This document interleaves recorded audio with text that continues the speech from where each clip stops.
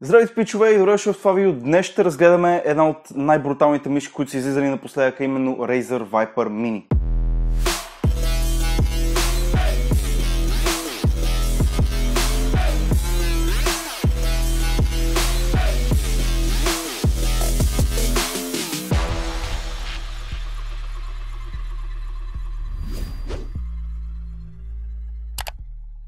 Viper Mini е от семейството на Razer Viper, вече третата мишка. Имаме нормален Razer Viper, имаме и Razer Viper Ultimate. Тези две мишки, разликата между тях, главната разлика между тях е, че просто Ultimate е така по-напомпана мишка, която е и бежична, а Viper си е стандартна, много добра между другото геймърска мишка. Тук са направили Viper Mini. С какво Viper Mini е по-различно от другите две мишки, ще ви обясня в това видео и ще ви обясня защо всъщност трябва да си вземете тази мишка. Ще коментирам цената и малко по-нататък, но нека първо видим какво имаме в кутията.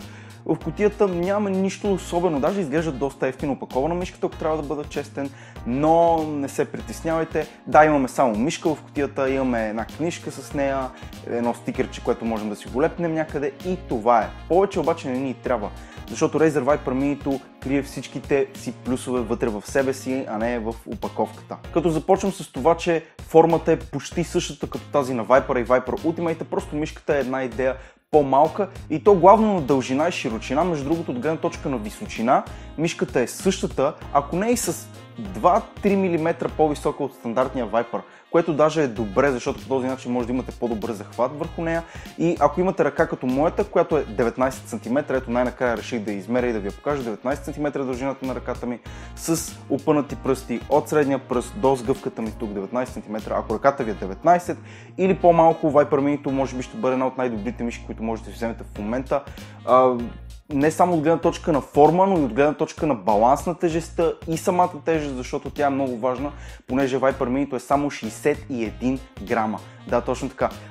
Viper Ultimate е 74, нормалният Viper е 70, това тук е 61 грама. Просто е много леко. Това е толкова леко, че можете да играете без въобще да се притеснявате, няма да имате никаква умора върху ръката.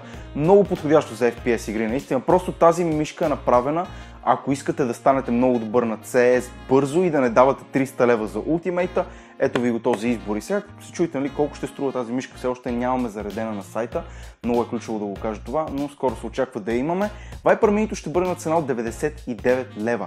99 лева е много ефтино, имайки предвид, че в момента за около 160 е нормалния Viper. А тук получаваме почти същото, което и другите Viper ни дават. Да, когато ги сравним на външен вид, ще видим, че наистина използват малко по-екоматериали Razer. Нямат от двете страни тези гумички, които да ви дават повече сцепление върху мишката. Нямат от дясната страна допълнителни бутони, има само от лявата два. Но пък отгоре имате и DPI бутон допълнителен, който също можете да си го модифицирате. Докато другите Viper нямат бутон отгоре допълнителен под скрола. Скрола се усеща по-различно, бутоните се усещат по-различно, като цяло се усеща различно от Viper Ultimate, но се усеща добре, не се усеща по никакъв начин зле, просто се усеща различно. Естествено има подсветка на Razer логото и също така отдолу под мишката допълнителна подсветка, можете да си го настройвате от софтуера, оттам можете да си пипате абсолютно всичко. Максималният DPI на мишката е 8500, на сензора, който използвате 3359. Сега да поговорим тук за сензора малко на мишката, защото това може би ще ви бъде притеснение. Сега се казвате, нали, добре, как така?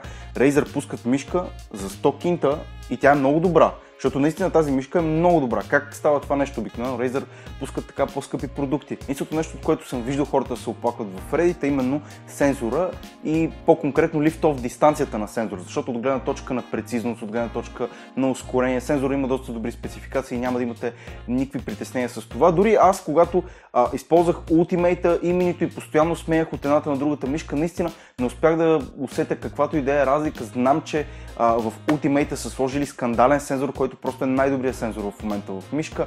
Този тук обаче по нищо не му отстъпва. Единственото нещо, което ще се усети е лифт-оф дистанцията. Много хора претендират, че тя е прекалено голяма, но не забравяйте, че в софтуера на Razer си имате калибриране върху повърхността, която използвате отдолу под мишката и можете да си настроите така, че да ви бъде една идея по-приятно, но на мен лично не ми беше никакъв проблем. Не знам защо някои хора се оплакват от това, но наистина ако сте доста взискателен, дигате мишката постоянно, играете на много нисък DPI, Възможно е да усетите някаква разлика между Ultimate и Mini-то, но не бих казал, че ще си кажете, Mini-то е много гадно, просто ще си кажете, това е малко по-различно. Смятам, че сензора, който сложи тук е достатъчно добър за цената си. Да поговорим за свичовете. Свичовете са оптични на мишката, много добри са оптичните свичове на Razer.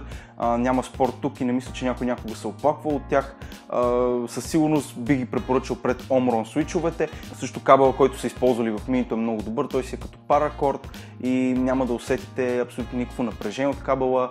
Дори аз в един момент просто забравих, че използвам мишка с кабел и дори не се замислих, в момента тествам Mini-то, просто си върших някаква работа на компютъра и имах чувството подсъзнателно, че използвам Viper Ultimate, докато използвам Mini-то, което е доста добре, имайки при едната мишка, че е 300 плюс лева, а тази тук е 100. Когато я погледнем отдолу Mini-то, някой от вас ще си кажете, добре, тук сега са махнали някакви бутони, няма бежично зареждане, естествено, защото не е бежична мишката.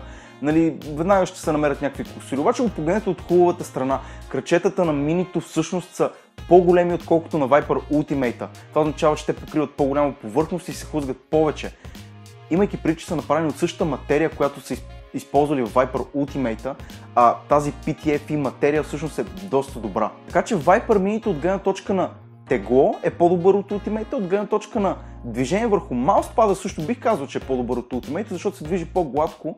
Баланса на теглото на Mini-то е много добър, но не мога да кажа, че и на Ultimate е зле. Даже на Ultimate то си е феноменално, имайки преди, че тази мишка е бежична. Просто Razer не знам как са го направили, но тук също много добър баланс на теглото. Тази мишка ще използвате в fingertip или в claw, от сега ви го казвам.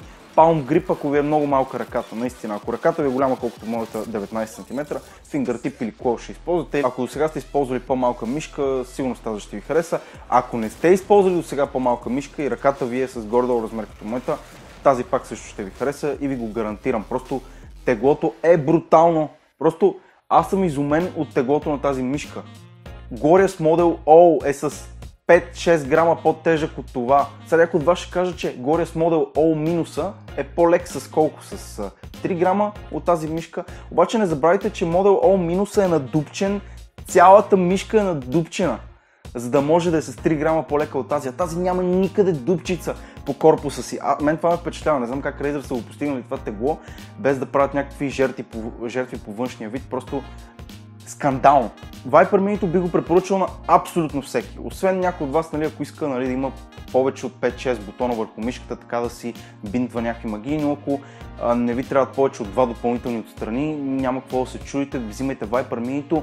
Абсолютно нищо не може да го бие. На каквато и да е цена, нищо не може да го бие. Дори Viper Ultimate така е по-тежък от Mini-то. Дори нормалният Viper е по-тежък от Mini-то. Някои от вас може да искат много ниско тегло и Mini-то всъщност го дава това. Ако имате една идея по-голяма ръка, взимате стандартния Viper. Ако имате една идея по-голям джоб, взимате Viper Ultimate. Това в момента според мен са просто трите най-добри мишки, които парите ви могат да купят и се радвам, че Razer на такава ниска цена са пуснали Mini-то. Знам, че много е хваля в това видео, обаче съм много развълнуван и съм впечатлен. Тези от вас, които ме познават, знаят, че аз никога не съм бил някакъв фенбой на Razer, даже въобще не им се кефех преди време, но с мишките здраво са настъпили Razer и в момента не бих казал, че дори имат и конкуренция. Ще оставя линк долу в описанието за нормалния Viper и за Viper Ultimate. Тази все още не е излезла, не очаквайте скоро. Напишете долу в коментарите вие какво мислите за Viper Mini-то. Аз смятам, че това е просто мишка без грешка. Няма грешка тук и наистина силно ви го препоръчвам. Би го препоръчал пред Glorious, би го препоръчал пред всяка друга мишка за тази цена. Просто според мен няма какво друго да си вземете. Единствено, ако ви е по-голяма ръката, вземете си Viper нормалния и това е. Това е всичко от мен. Използвайте промокод VENOM в сайта на Desktop.bg, абонирайте се за канала на Desktop.bg. Ще се видим в следващото видео, а до тогава аз ще си цъкам на Viper Mini-то и ще ми е мега готино. Чао!